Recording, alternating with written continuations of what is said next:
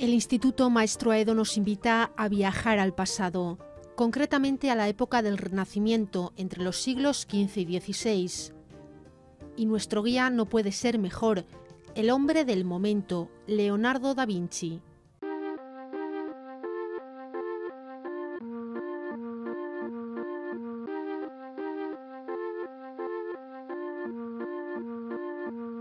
Arquetipo y símbolo del Renacimiento y genio universal, su capacidad inventiva no tuvo límites. En este centro han querido ofrecer la mejor clase posible sobre esta época, este hombre y su inmensa obra creativa que abarca muchos espacios. Para ello se ha creado esta exposición interactiva. El objetivo fundamental de esta exposición es transmitir la misma, la vida de Leonardo da Vinci, la obra, su vida y obra, a nuestros alumnos en particular y a la comunidad educativa en general. A través de esta exhibición, de esta muestra, que como veis es una muestra interactiva, totalmente interactiva, multidisciplinar, en la que de alguna manera integramos muchos contenidos que tienen que ver con las áreas del currículum. Estamos integrando fundamentalmente áreas que tienen que ver con la geografía, con la literatura, con la historia, con las matemáticas, con la plástica. Son áreas que están relacionadas directamente con el currículum. Estamos hablando de una metodología basada en programas y, si se me permite decirlo, a nivel de programación didáctica estaríamos interconexionando la integración curricular interdisciplinar, es decir, todas las áreas están integradas en el currículum, que se trata fundamentalmente de eso, integrar áreas relacionadas con contenidos directamente relacionados a su vez con las áreas curriculares, fundamentalmente. Entonces ese es uno de los objetivos.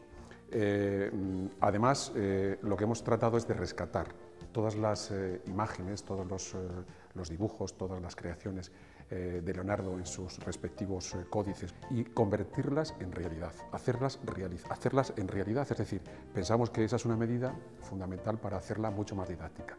Es decir, lo virtual lo hacemos real, pero a su vez lo hacemos también didáctico y lo hacemos interactivo para que todos los chicos, alumnos y alumnas vengan y comprueben el funcionamiento de las mismas.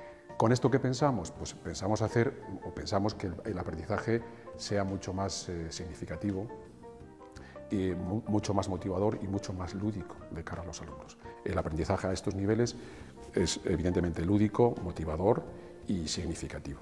Un espectacular trabajo de colaboración entre profesores y alumnos que ha conseguido sumergirnos en esta época del Renacimiento. Lo que se pretendió es eso. A partir de Leonardo hubo un trabajo amplio de documentación previo, como es normal, porque hubo que documentarse previamente, y una vez que, indagando sobre todo sobre los códices atlánticos del Madrid I y II, pues se hizo una selección de obras, una pincelada, porque evidentemente lo que hemos descubierto de Leonardo es inmenso para poder tratar aquí, pero sí que es verdad que en esa se hizo una selección muy rigurosa, basada también en el sentido de poder luego llevar eso a la realidad. Hay obras que son irrealizables, nosotros no tenemos los conocimientos para poderlas realizar, pero bueno, en la selección que veis aquí, que a mí me parece que es bastante digna, pues se pretendió eso, rescatar esas obras.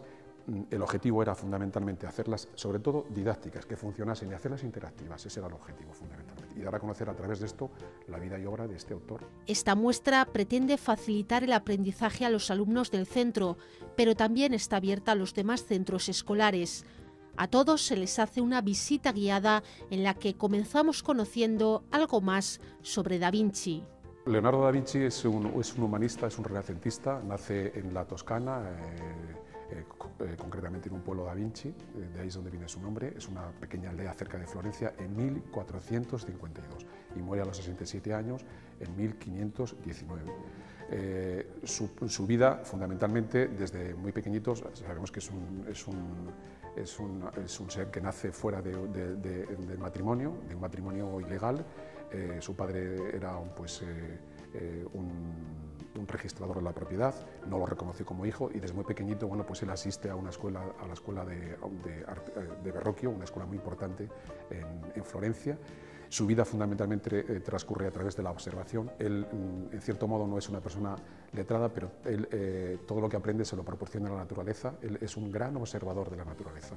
Él observa la naturaleza. A partir de ahí, él dice que todo está en la naturaleza, que hay que saber ver, mirar y observar la experiencia dice que es la base de la ciencia. Él, fundamentalmente, en su vida, en su trayectoria, digamos, en su trayectoria vital, lo que desarrolla es fundamentalmente todos los apartados del arte. Es decir, él se presenta como un ingeniero civil, un ingeniero militar, se presenta como un ingeniero naval, hidráulico, pero a su vez también tiene la faceta artística desde el punto de vista de la pintura, de la escultura. Es decir, el espectro intelectual, digamos, de este hombre del Renacimiento, pues es, yo me atrevería a decir, pues prácticamente único. La muestra refleja perfectamente un estudiolo, la cámara donde trabajaban los estudiosos de la época. El estudiolo surge en el 400 con la figura de Petrarca y fundamentalmente, bueno, pues el estudiolo es una especie de cámara o habitación intelectual donde los intelectuales del 400 empiezan a crear su propia, digamos, su propia labor intelectual. Anteriormente estaba todo pues, en las iglesias, etcétera, pero a partir del 400 los intelectuales tienen su propio espacio. Lo que hemos pretendido con ese espacio es crear un contexto renacentista que dignifique también a la exposición. Y sí que es verdad que lo hemos logrado porque el ambiente que proporciona es un ambiente mágico, es un ambiente, repito, renacentista y que encaja muy bien en esta muestra. Y después podemos acercarnos a ver, a conocer, a empaparnos de las obras del genio que fue Da Vinci. Este que tenemos aquí en concreto es un puente giratorio proyectado por Leonardo. Nosotros lo hemos sacado de uno de los dibujos de los códices que él mismo realizó, basado en sus dibujos. Lo que luego, una vez que se pone uno a realizarlo, se le plantean una serie de dificultades. Cómo se produce el movimiento del puente, etcétera, etcétera. Pues nosotros empezamos a ejecutar el puente y nos dimos cuenta que necesitaba de algo, de algún elemento que hiciese que él mismo girase de una manera mucho más liviana, mucho más ligera y mucho más rápida. Nos dimos cuenta que necesitaba un sistema de contrapeso, o bien con sacos terreros o bien con piedras. Entonces, este sistema rápidamente, con esta rueda giratoria, hace que el puente gire de un lado a otro. Este puente tenía una doble finalidad. La primera de ellas es el paso de las embarcaciones que tienen cierta altura. Y la segunda finalidad era que en los tiempos del Renacimiento, que estaban constantemente en guerra en los diferentes territorios, el puente rápidamente a la llegada de las tropas de los enemigos lo replegaban, con lo cual impedían el acceso y por tanto ya se encontraban con la barrera natural del curso del río. Otro de sus inventos en su faceta de ingeniero fue el buzo saboteador. Bueno, pues aquí lo que tenemos es otra de las piezas que Leonardo proyectó, que se denomina el buzo saboteador. Leonardo, a la llegada cuando llegó a Venecia, los venecianos estaban constantemente en lucha con los turcos y para combatir a las tropas turcas, Leonardo le propuso al duque de Venecia el buzo saboteador, que consistía en que a la llegada de las inmediaciones de las tropas de los barcos de los turcos, con este sistema de buzos venecianos bajaban, estaban esperando a la llegada de los barcos en la profundidad de las aguas. Estos buzos con unos taladros barrenaban, hacían agujeros a los cascos de los barcos, provocando así su hundimiento. Este proyecto no se llegó a ejecutar porque a Leonardo, esto era un invento súper revolucionario para la época, a Leonardo lo tomaron como un visionario, como un loco y no se llegó a ejecutar. Leonardo, como curiosidad, muchos de sus inventos, en su cabeza todos ellos funcionaban. Lo que pasa que Leonardo, para protegerse de que sus códices, estos documentos, diesen de manos de gente desaprensiva, etc., para evitar el espionaje industrial, utilizaba trucos o estrategias y así evitaban el sabotaje de sus inventos. Por ejemplo, el buzo saboteador es un invento que han realizado unos expertos en las inmediaciones de las aguas del Canal de Venecia. Hay un documental de YouTube en la BBC que se puede ver, en el cual había invertido algunos de los sistemas de las válvulas de retorno y salida de aire. Pero automáticamente, una vez que los ingenieros descubrieron esa anomalía, el buzo se puso en marcha y estuvo perfectamente en el agua. Pero el genio creativo dejó muchos más proyectos, sentando la base de un futuro desarrollo industrial. Nos encontramos en la zona de proyectos y diseños realizados de manera mecánica. Leonardo estudió las leyes de la mecánica y de la física y nosotros hemos representado algunas de estas maquetas que son interactivas, que pueden trabajar, que pueden, digamos, accionar los alumnos o visitantes que vienen a esta muestra. Uno de ellos que tenemos aquí es el del martillo pilón. Está accionado por una leva y nosotros le decimos a nuestros alumnos que vienen que todos estos mecanismos están en todas las maquinarias que existen actualmente, dentro de los motores de los automóviles, maquinaria industrial, etcétera, etcétera. Aquí tenemos también el sistema de la rueda volandera, principios de la física. Leonardo, para desarrollar sus ingenios de las máquinas de vuelo, le interesa saber primero de dónde viene el viento y a qué velocidad viene el viento. Tenemos una veleta y un anemómetro. También para efectuar sus mediciones en el campo de la química, realizamos una balanza que tiene su medición precisa y exacta. Estos son rudimentos de engranajes de la época que también sirven, van a ser los antecedentes de la maquinaria de hoy en día, de los engranajes, de cajas de cambios y toda maquinaria de tipo industrial. Aquí tenemos también un movimiento pendular, a la vez que gira la rueda, también el péndulo se mueve longitudinalmente. Otro de los trabajos es el de la inercia, tenemos aquí las ruedas. Nosotros le decimos a los chavales, ¿a qué os recuerda esto? Pues a los caballitos. Pues aquí están basados los principios de las leyes de la física que luego se aplican a aspectos de nuestra realidad. Esta es una pieza, digamos, una de las joyas claves de la exposición, hecha en maderas nobles, madera de fresno concretamente, con diferentes tratamientos y calidades. Leonardo no inventa la bicicleta, pero sí que conoce todo este sistema de poleas que luego aplica a todas las maquinarias que él realiza. Él conoce perfectamente cómo funciona el sistema de las correas de transmisión, lo conoce perfectamente porque luego lo aplica a sus diseños de tipo industrial, a todo tipo de objetos que fabrica, de maquinaria. Otra de las grandes facetas de Leonardo fue el arte. Destacó, como pocos lo han hecho, en la pintura y en la escultura.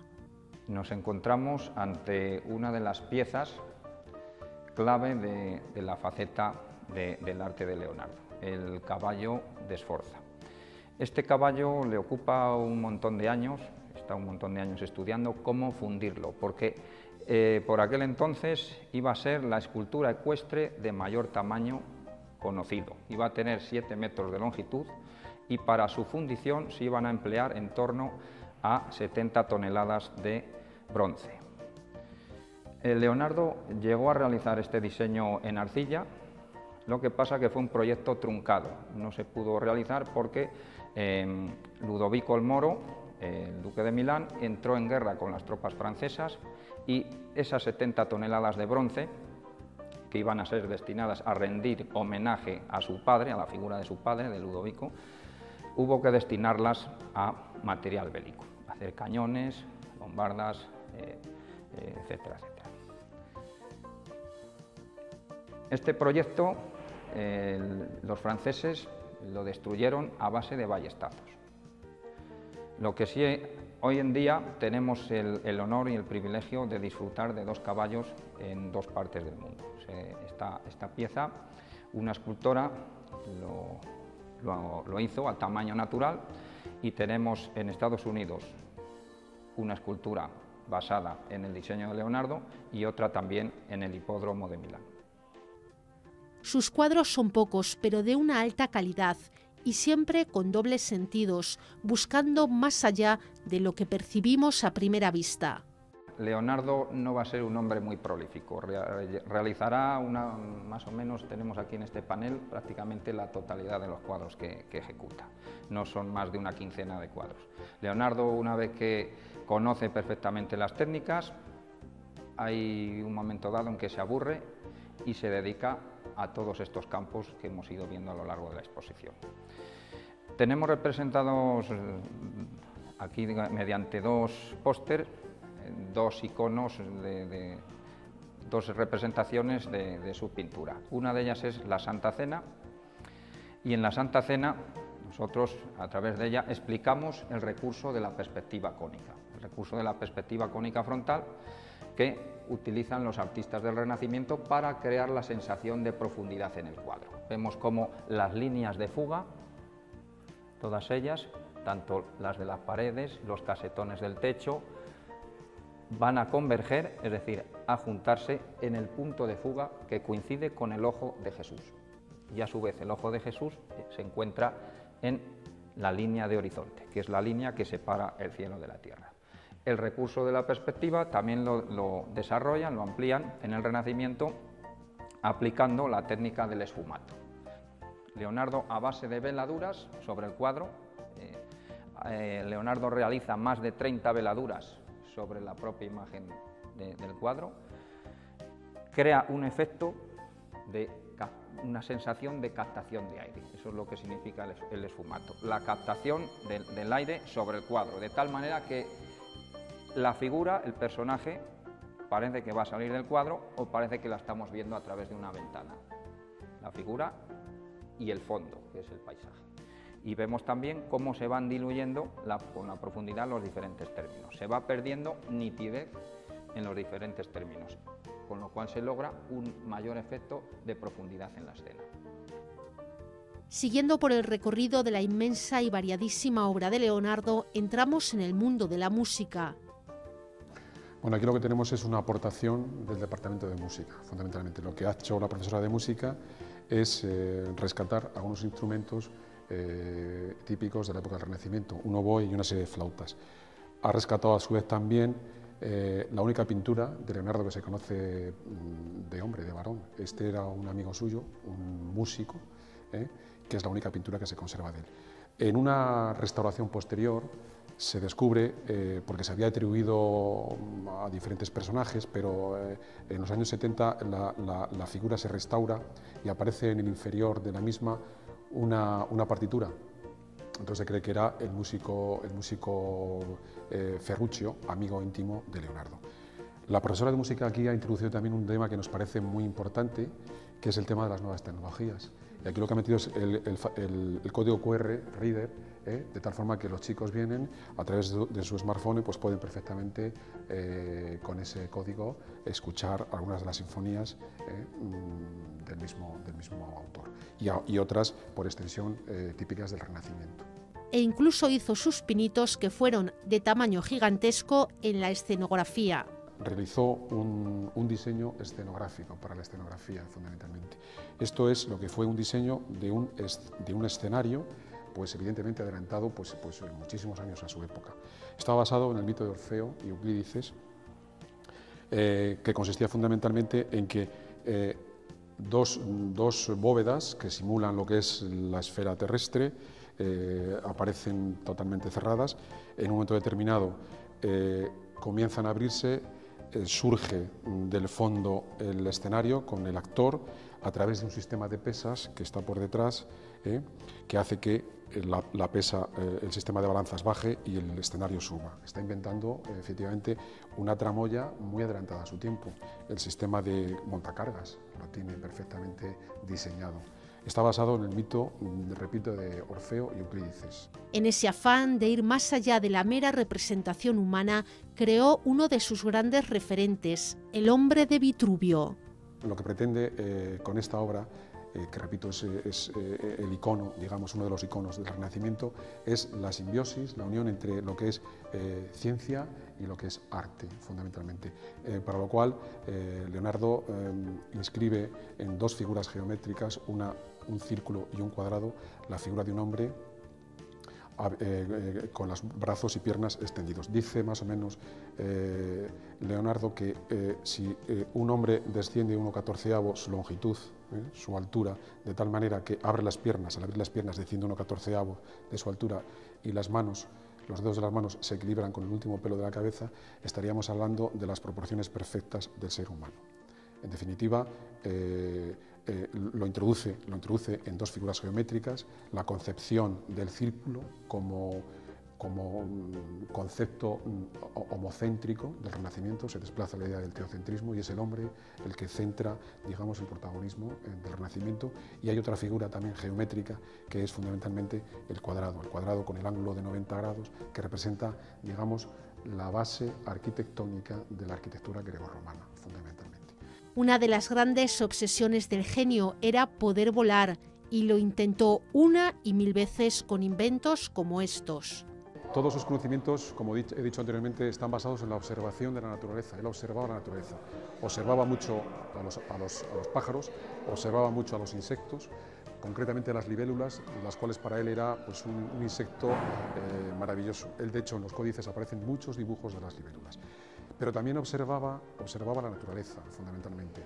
Y aquí hay representaciones también fruto de esa observación. En concreto, aquí tenemos el llamado tornillo aéreo, que está basado en la observación de cómo se comporta la semilla del arce, por ejemplo. La semilla del arce, si cogemos una semilla del arce y la tiramos hacia el aire, perfectamente simula con todo lujo de detalles lo que es el rotor de un helicóptero.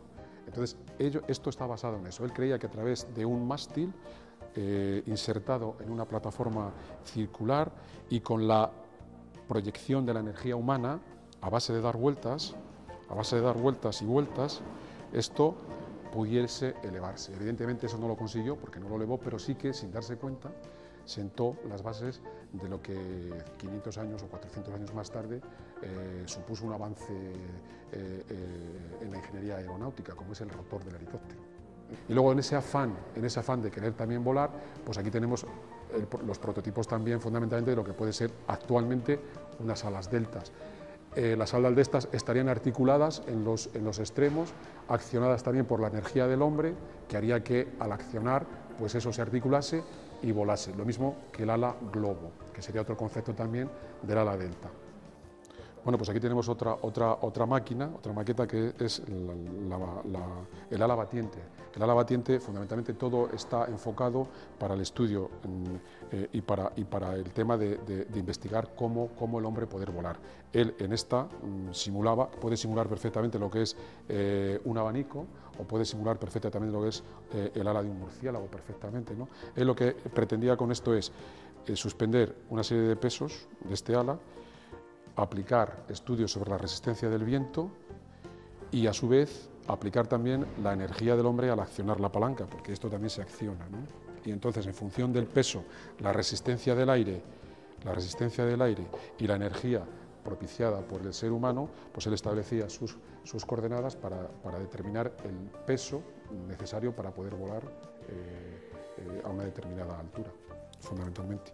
Entonces, nosotros en este sentido hemos sido también escrupulosos a la hora de confeccionar estas máquinas. Como podéis comprobar, son cañas que hemos rescatado de cunetas, fundamentalmente porque él utilizaba fundamentalmente todo lo que la naturaleza le ofrecía y nosotros hemos pretendido también, en algunos aspectos, seguir ese mandamiento. Cañas que hemos rescatado de cunetas, que las hemos insertado ahí y que nos parece, bueno, pues una obra también muy bonita y que reúne, repito, las características que Leonardo potenciaba, que era pues, los recursos propios que hay en la naturaleza. Todo está en la naturaleza, todo nos lo proporciona la naturaleza, es cuestión de saber ver, mirar y observar. En la muestra también hay tiempo para las matemáticas. El compás no lo inventó, pero lo perfeccionó. Trabajó en las formas geométricas. Todo este conocimiento, de esta forma tan cercana, está a nuestro alcance, en el Instituto Maestro Aedo, donde han complementado esta manera de aprender y la han trasladado a los alumnos que han participado en la exposición y que han creado sus propias interpretaciones de la Gioconda, e incluso ha habido concursos de matemáticas. Es la mejor manera de acercarse al genio y a su obra. Una muestra asombrosa que debe permanecer al alcance de todos. El aprendizaje así sí es motivador. Esto es educación y con mayúsculas.